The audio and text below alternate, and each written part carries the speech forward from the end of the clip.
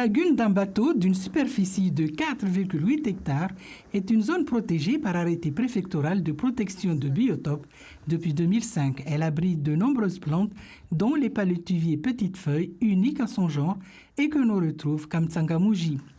C'est le seul site où on n'a que ce palétuvier-là. Parce qu'on peut le retrouver à Dzumouni, on peut le retrouver à Bouni, à Sada, etc.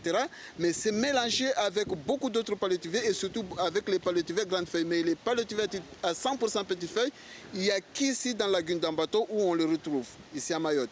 Et même au niveau international, au niveau mondial, c'est très rare d'avoir un site comme celui-ci où on a des palétuviers 100% petites feuilles comme ici en Mtsangamouji. Celles-ci, on les appelle les Tifa. Avant, il y en avait pratiquement dans toute l'île. Ce n'est plus le cas aujourd'hui. Ça, c'est ce qu'on appelle le cyperus. C'est une plante spécifique de zone humide. Et à Mayotte, ici en Mtsangamouji, c'est le seul site connu où on retrouve encore le cyperus. On le retrouve nulle part ici à Mayotte. Et au niveau mondial aussi, c'est quand même assez rare.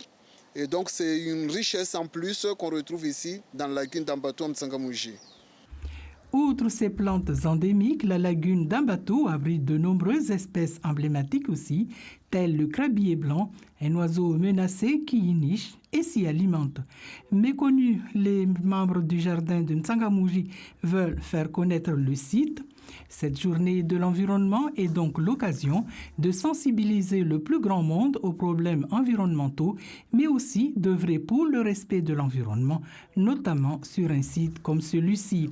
Même si l'objectif reste de sauvegarder le site et mettre en place des actions qui permettraient aux jeunes du village d'en apprendre plus sur la faune et la flore, et dans le même temps développer le côté touristique qui pourrait contribuer à l'économie de cette commune du nord de l'île.